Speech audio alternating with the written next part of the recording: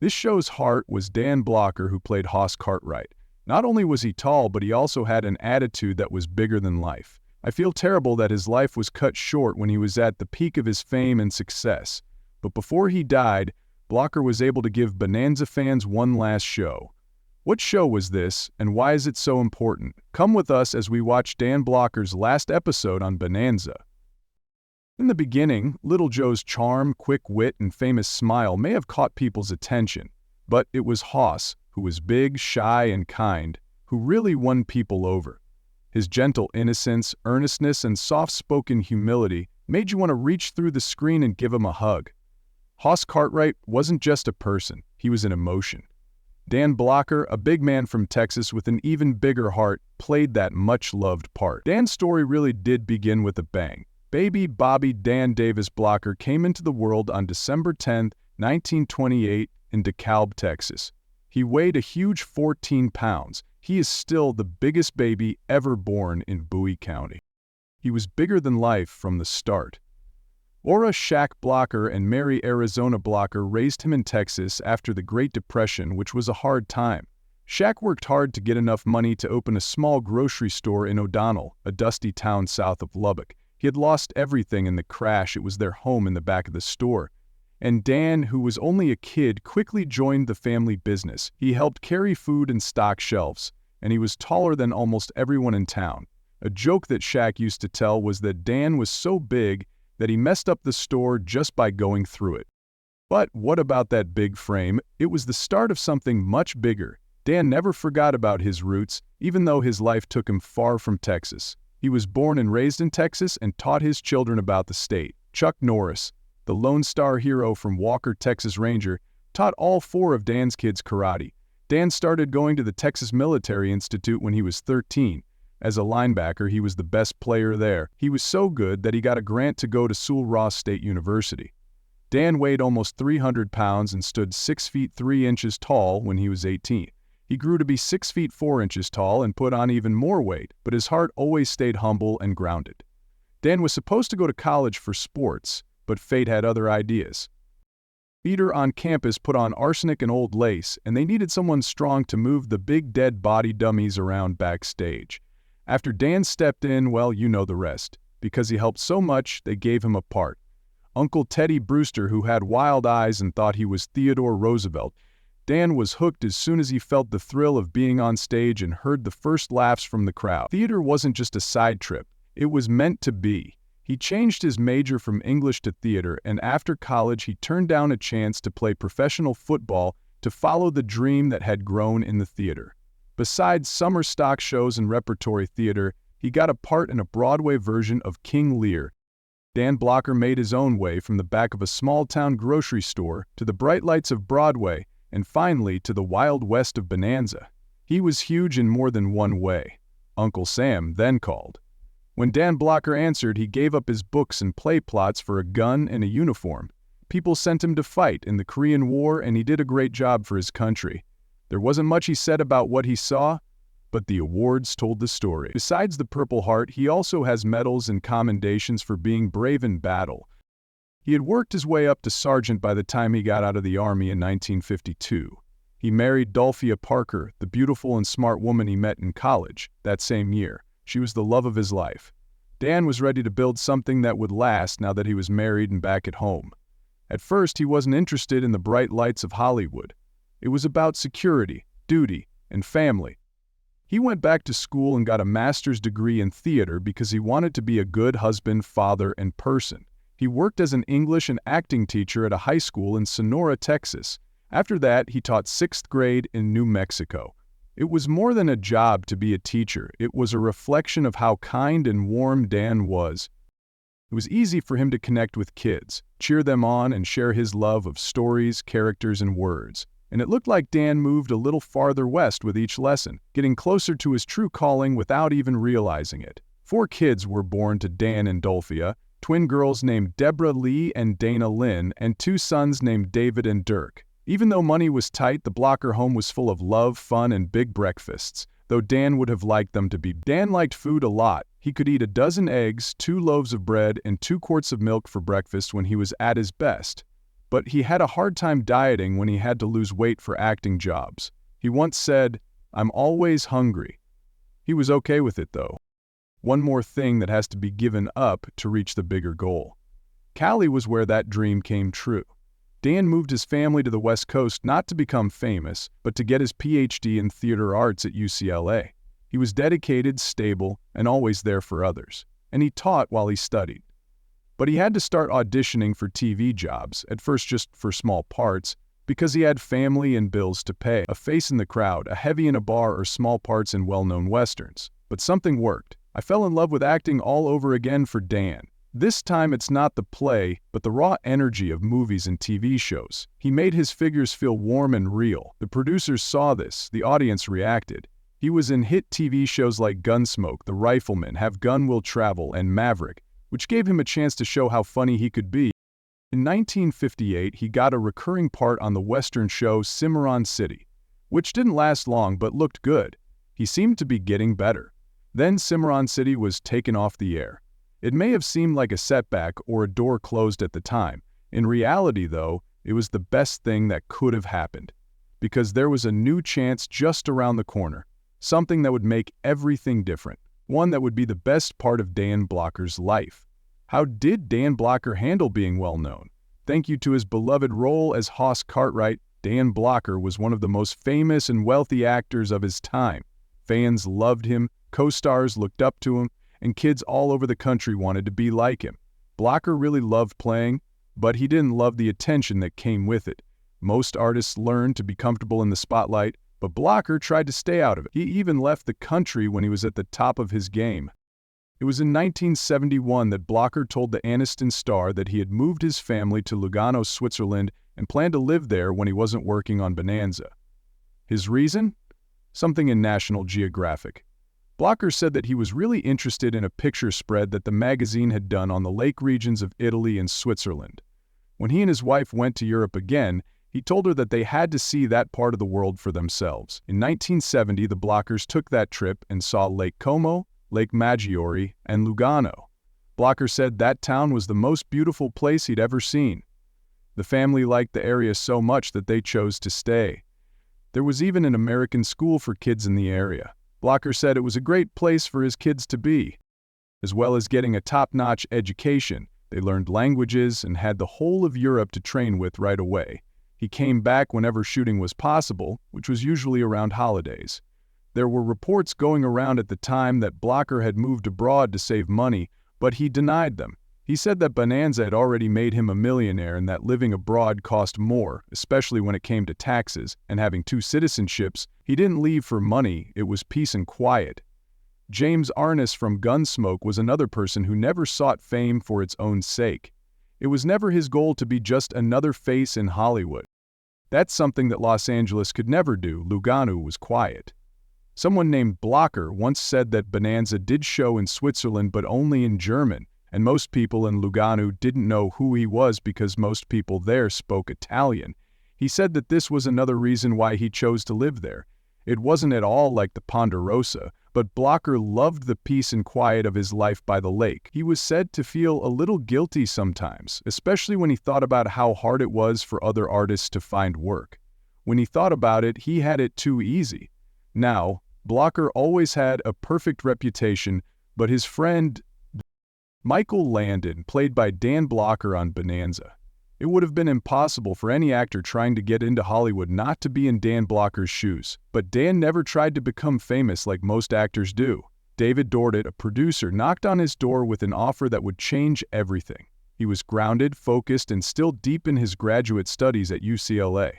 The part of Hoss Cartwright on the new TV show Bonanza. At first, Dan wasn't sure. It was his joy to teach. He cared about schooling, but as soon as they started shooting, it was clear that Bonanza wasn't just a part. It took up all of their time. There weren't many hours in the day to read or teach because of the hard shoots and long hours. Dan took a big breath and decided to put his PhD on hold and put on Hoss's shoes all the way. And thank God he did.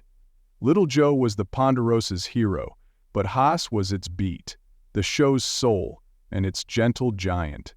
Hoss Cartwright was the middle son of Ben Cartwright, who had been widowed. He wasn't smart, but he had a deep well of kindness, a soft spot for the underdog, and a childlike honesty that made everyone love him.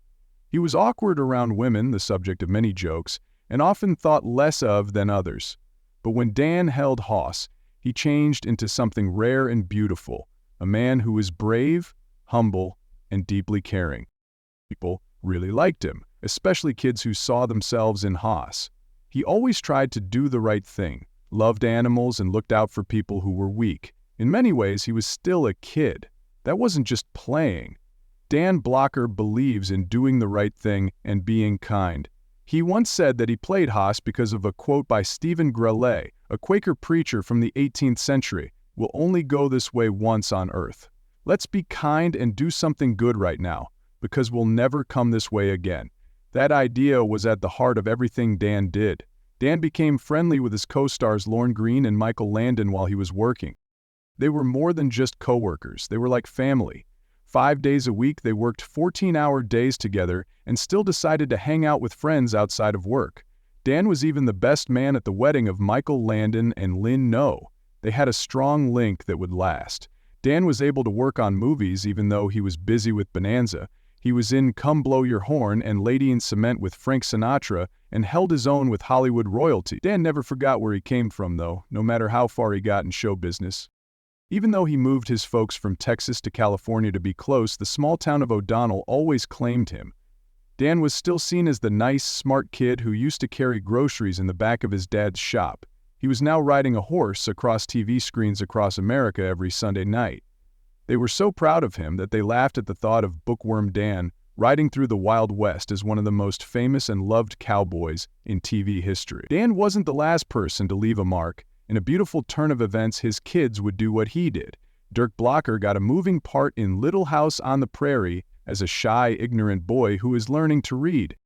He was still a teenager when his father died. He also played parts in popular shows like Matlock, and he still works as a character player today.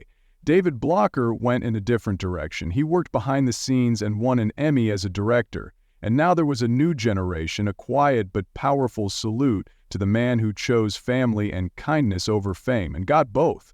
What did Dan Blocker say about this show? Some stars have quit Bonanza and said bad things about the show, but Dan Blocker never did any of those things.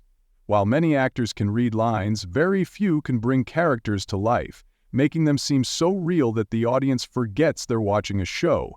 Dan Blocker was one of the few. He did more than act, he became. And nobody did a better job of showing that than when he played Hoss Cartwright on Bonanza.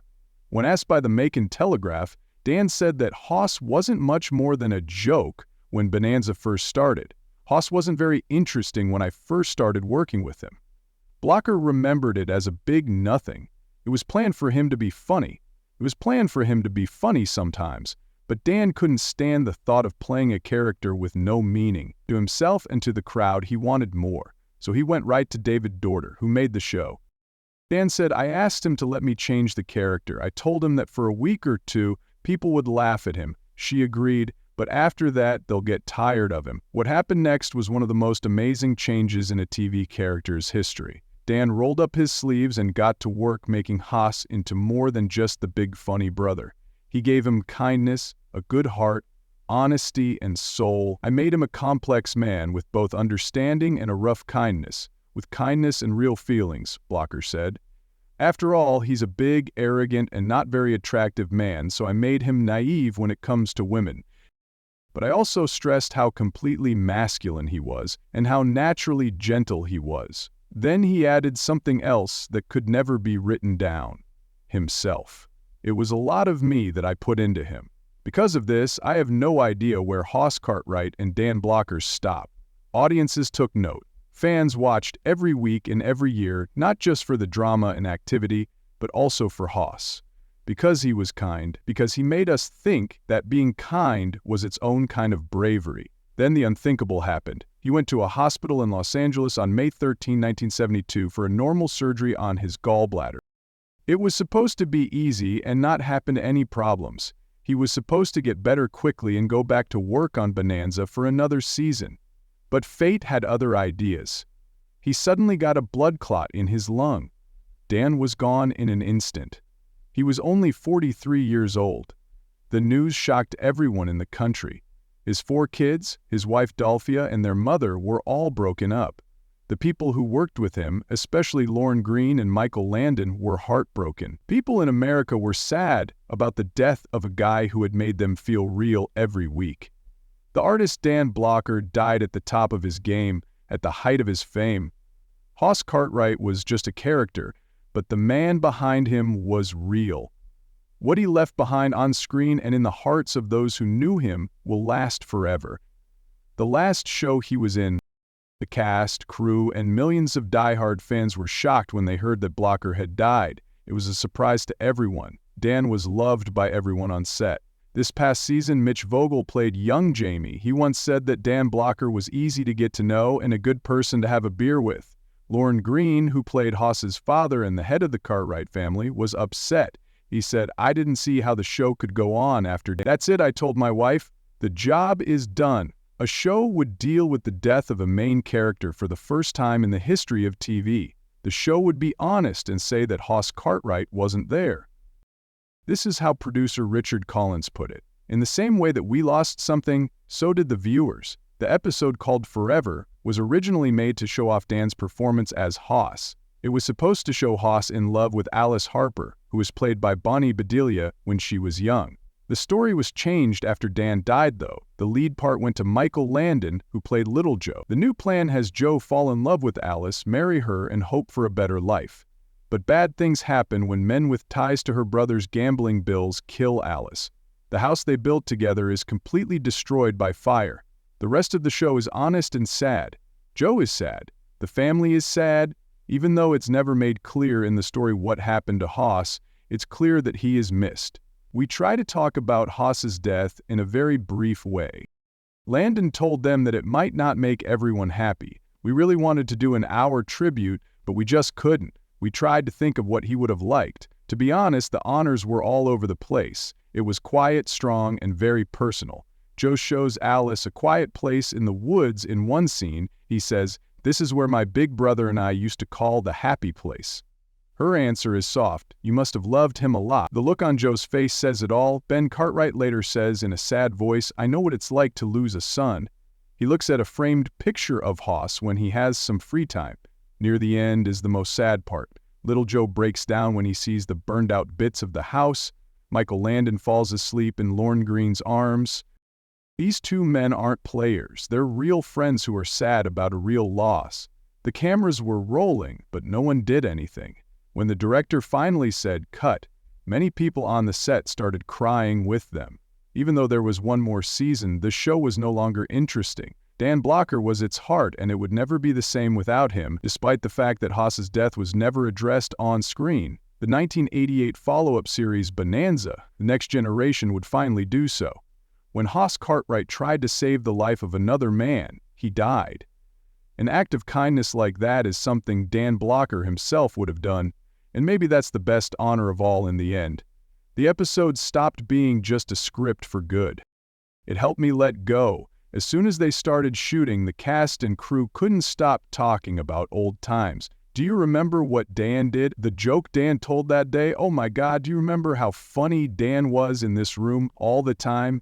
There were tears, but there were also happy smiles. Michael Landon spoke about how hard it was to film the first scene, which was in the Cartwright family dining room. Landon not only starred in the show but also wrote and directed it. It was always one of the dullest sets on Bonanza, and it was mostly used for telling dry stories. Strangely enough, it was also the place where Dan Blocker had made people laugh the most. Between takes, Lorne Greene and Landon couldn't help but think about all the times Dan had eased things up. The jokes. The way he could make people smile with just a look. The place where they used to dread shooting was now a place where they could remember good times. Forever got a lot of viewers. People watched not only to see the next episode of Bonanza, but also to say goodbye to Hoss and Dan. Even though there was a rush at first, it was clear that the magic had worn off. One season, Bonanza was in the top 10 and a Sunday night mainstay, but the next season, it fell out of the top 10. In order to make room for bigger TV movies like Ben-Hur and Cleopatra, NBC changed the show from its famous 9 p.m. Sunday time slot to Tuesdays at 8. The network officially put the blame on the other networks. Not formally, everyone knew what was going on. Without Haas, Bonanza was no longer Bonanza. It was a slow end to the last season, which ran from 1972 to 1973. Some fans still watched because they loved the show, but it wasn't like it used to be. Bonanza ended with the season. In a quiet way, it went to heaven in reruns and syndication. Even the biggest TV stars have their final resting place there. People rarely watch that last season again these days, the one without Haas. For some, the best years were when the four Cartwrights were still on the Ponderosa together, and the giant with the goofy smile and endless kindness was still a part of the family. Dan Blocker didn't just leave a part behind. It's hard to think he wasn't real because the character he left behind was so loving, loyal, and kind. That could be because Dan was Haas. Or maybe Haas was just Dan's best traits brought to life for everyone to see. He only came into this world once, but while he was here, he made it a better place. The trouble with Michael Landon, people who used to work on both Bonanza and Little House on the Prairie say that Michael Landon may have been America's best actor. The real-life Charles Ingalls was a lot more difficult and not nearly as good as he seemed on TV. In an interview with DailyMail.com, Alison Arngrim, who played the spoiled and memorable Nellie Oleson on the hit 1970s show, was honest about Landon. It wasn't afraid to paint a more complete picture of who he really was behind the scenes, even though she called him wonderful. She said he was strange, crazy, and creatively driven in a way that could easily overrun those around him. Arngrim remembered that Landon smoked, drank, made bad jokes, and lived a fast-paced life that was very different from the serious character he played on TV. Arngrim said Landon drove a Ferrari and had been married 3 times, which doesn't sound like a typical country dad. She told him that he never seemed to sleep and that he was always very energetic. She said that he wasn't everyone's cup of tea, but she found his behavior on the show when she was a teenager funny. Other, more serious claims were made by Karen Grassel, who played Landon's on-screen wife, Caroline Ma Ingalls. In her autobiography, Bright Lights, Prairie Dust, Reflections on Life, Loss, and Love from Little House's Ma, Grassel said that Landon made fun of her looks, told her racist jokes, and fought her efforts to get equal pay. She said Landon had once said she shouldn't get paid more than the kid actors on the show, which she thought was very rude. Grassel also talked about her own problems with alcoholism and admitted that her drinking made her relationship with Landon less stable. Arngrim thought the book was fair and said that Grassel was honest about her flaws and the mental baggage she brought to work. Even though Grassel and Landon never got so angry that she quit or was fired, the split between them was real and hadn't been fixed by the time Landon died in 1991. However, Arngrim pointed out that Landon had backed Grassel during the casting process, pushing for her to get the part in the first place. The atmosphere on set was often like something from Mad Men, according to Arngrim, who called it a boozy old boys club. It was true that there were disagreements, but she said that most of the actors got along in the makeup trailer before shooting started.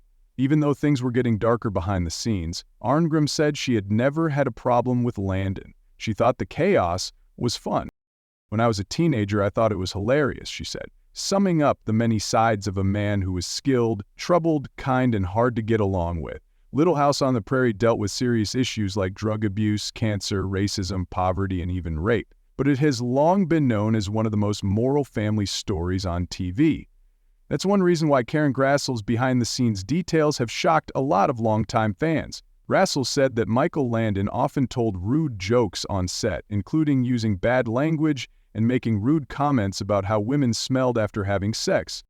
It's a big change for people who are used to Landon as a fatherly, soft-spoken actor. Alison Arngrim, who played Nellie Oleson, said that the stories in Grassel's autobiography didn't surprise her, and said that her co-star had said she wouldn't lie about anything. Arngrim said that the book showed what life was really like for many Hollywood women in the 170s. She said it was like an old boys club back then, and that things were much less strict than they are now. Arngrim said that Landon used bad language a lot, and even though Grassel was religious, the talks on set were more like scenes from Deadwood than anything good. Arngrim stressed that Grassel's autobiography was honest and fair. She said that Grassel was honest about her own problems with drinking, and said that they played a part in her fight with Landon. Arngrim said that Grassel thought that they could have worked things out if she had gotten sober sooner. Instead, Grassel said that Grassel was honest about her own problems with drinking, and said that they played a part in her fight with Landon. Arngrim said that Grassel thought that they could have worked things out if she had gotten sober sooner. Instead, Their personal issues got in the way. They said there were two types of grit. Arngrim said that the group worked a lot like a real family, even though there was tension. There were many disagreements, but they didn't last long once the cameras started rolling. She remembered that people who came to see the set were often surprised by how calm the fights were. On other sets, fights could lead to restraining orders, but on Little House, an argument might mean skipping lunch with someone. The makeup trailer was like a demilitarized zone for the stars of Arngrim. They could leave their personal problems at home and get back to work. She thought that the unusually supportive attitude on set was a big reason why Grassel stayed with the show for all 9 years. For a different type of show, she said Grassel might have quit or been fired. When asked if the feud would have gone differently in the Me Too or Time's Up age, Arngrim said that pay and expectations have changed a lot since then. That kind of behavior that used to be okay on set would not be allowed anymore, she said. Today, actors are more likely to be treated properly and with respect. Arngrim also said that Little House wasn't the only one like it. During the 1970s, many TV sets were dominated by guys and drenched in alcohol. She remembered that people drank and smoked a lot, even on their relatively mild production, and she hinted that things were probably much worse elsewhere. She also said that the theater world had some old-fashioned power structures that stayed in place into the 1990s. Still, Arngrim said that Landon helped shape Grassel's success. Her story was that Grassel only got the part of Caroline Ingalls because Landon insisted on hiring her. It was planned for someone else to be on the show, but Landon fought to keep her. Reports say that Grassel herself admitted that her own emotional problems made their relationship worse, and Arngrim thought that her honesty made her book stronger. Did you ever like Bonanza and Hoss Cartwright? Let us know what you think in the space below. Don't forget to share, like, and follow for more. Also, click on the movie below.